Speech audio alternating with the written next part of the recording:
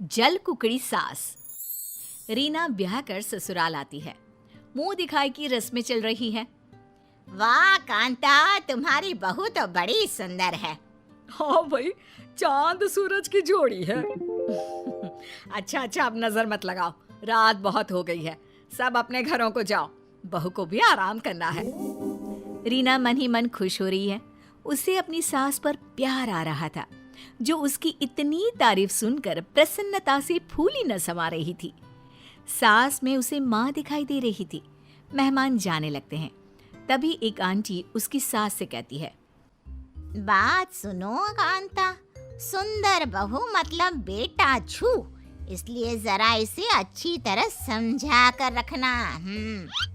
अरे 2-4 दिन बीतने दो, फिर असली ससुराल का मतलब समझाती हूँ। इस तरह दिन गुजरते हैं। शादी के 1 हफ्ते के बाद, बहू, मुझे तुमसे कुछ जरूरी बातें करनी है। जी कहिए माँ जी। देखो, हमारे घर में नौकर रखने का रिवाज नहीं है। घर का सब काम हम खुद ही करते हैं। अब तुम आ गई हो तो आज से ये जिम्मेदारी तुम्हारी। रीना थी एक सीधी सादी और दिल की नेक लड़की। वो सास की चालाकियों को समझे बिना घर का पूरा काम अपने कंधों पर ले लेती है। अब वो दिन रात काम में लगी रहती। उसके पास इतना भी समय नहीं होता कि वो 2 घड़ी शांति की सांस ले, एक पल पति के साथ भी बिता सके। रात को थकन से चूर जब कमरे में आती तो पति देव मुंह फुलाए सोते मिलते। कल से इनके घर आने से पहले सारा कामकाज निपटा लूंगी। लेकिन सास को शायद उसका मन पड़ना भी आता था। इसीलिए तो विनोद के आने से पहले वो बहू को रोज किसी नए काम में लगा देती, जिस वजह से धीरे धीरे रीना और विनोद में दूरियां आने लगी। सुनिए जी, कल इतवार है, आपकी छुट्टी रहेगी, कहीं घूमने चले क्या? शक्ल देखिए अपनी, बढ़िया आई मेरे साथ घूमने वाली।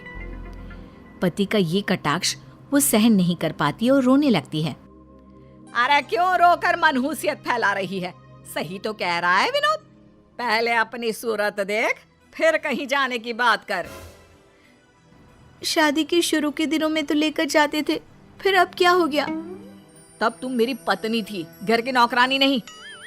पति की बात सुन रीना हक्की बक्की खड़ी रह जाती है।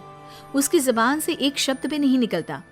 वो तो अपने कम अकल पति को ये भी नहीं बता पाती कि इस घर को अपना मानकर सबके दिल में जगह बनाने के लिए वो अपनी हड्डियां घिस रही हैं। पति और सास की बातें उसे दुख तो पहुंचाती है, लेकिन वो रोकर खुद को कमजोर नहीं दिखाना चाहती, इसलिए एक नई सोच के साथ अपने मन को मजबूत कर लेती है। अगली सुबह, अरे बहू, उठना नहीं है क्या आज?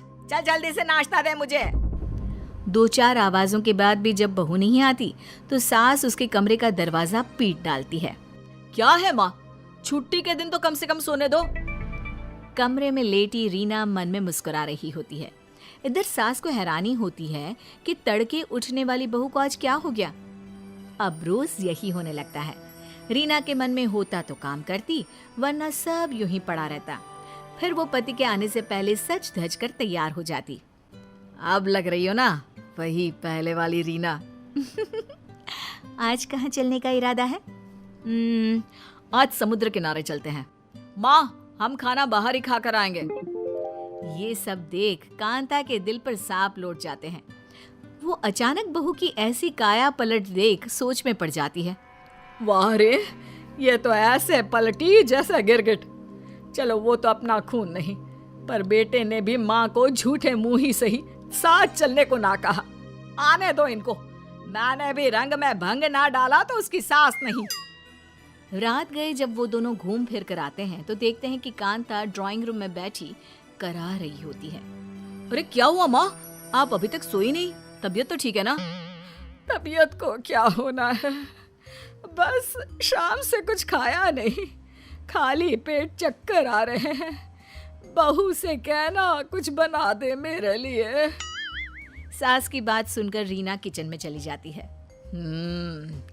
अभी इसे दोबारा पहले वाले रंग में लेकर आती हूँ। तभी रीना रसोई से बाहर आती है, जिसके हाथ में खाना देख सास चौंक जाती है। लीजिए माँ जी खाना। है? इतनी जल्दी बन गया? बनाया नहीं, होटल से लाई हूँ। मुझे पता था आपने कुछ पकाया नहीं होगा। देखा माँ, कितनी समझदार है तुम्हारी बहू। हैं? इस विनोद के तो रंग ढंग ही बदल गए हैं। ऐसा क्या घोल कर पिला दिया है जोरू ने? अब रीना सास को ऐसे देख मजे ले रही होती है और सास बेटे बहू के ये तौर तरीके देखकर जलने गुड़ने लगती है। बहू जिसे बेटे के दिल से उतारने के लिए काम की भट्टी में झोंका था, जिसे मेरा बेटा कभी नौकरानी से ज्यादा कुछ ना समझता था, आज वही बहू उसके दिल पर राज कर रही है। जी चाह रहा है इसे अभी धक्के मारकर घर से निकाल दूं। क्या सोच रही हो माँ? है? कुछ नहीं बेटा, कुछ नहीं। मैं बताऊं माँ जी आप क्या सोच रही हैं? अच्छा जी, तुम्हें ये भी पता है? बताओ बताओ। माँ जी का जी कर रहा है कि वो मुझे इस घर से निकाल दे। क्यों माँ जी, मैंने ठीक कहा ना? अरे माँ भला ऐसा क्यों सोचेंगी? क्योंकि माँ जी को इस बात से इनसिक्योरिटी है कि घर में इतनी सुंदर बहू आ गई और कहीं इस वजह से उनका बेटा उन्हें भूलकर सिर्फ पत्नी के पल्लू से ना बन जाए। रीना की बात सुनकर कांता चौंक जाती है। वो समझ जाती है कि रीना को उसके इरादों की खबर हो चुकी है, लेकिन कहीं ना कहीं कांता के मन पर भी इस बात का बोझ था। बहू मुझे माफ कर दे। लोगों की बातों में आकर मैंने अपनी सुंदर, सुशील और सीधी सादी बहू का जीना दुश्वार कर दिया। मैं ममता में बहक गई थी, इसलिए तुझ पर सारा बोझ डालकर तेरे चेहरे का नूर खत्म करना चाहा।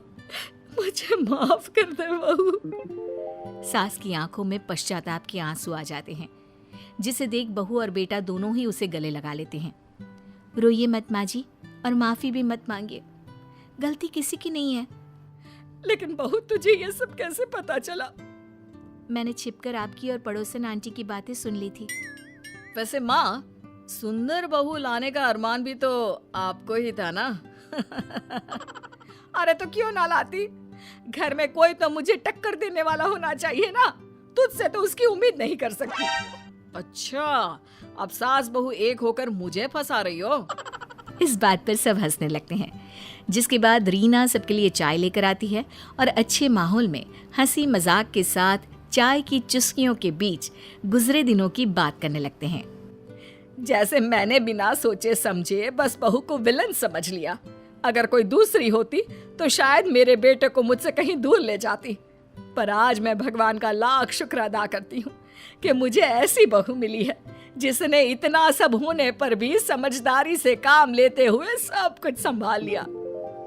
और आपको भी समझदार बना दिया है ना माँ? लेकिन अब सब ठीक हो गया है और अब हम हमेशा साथ रहेंगे। परिवार तो आखिर परिवार है, कैसी भी सिचुएशन क्यों ना हो। अगर हम गुस्से और जल्दबाजी में फैसले करने की जगह शांत रहकर समझदारी से काम लें तो सब कुछ मुमकिन हो सकता है।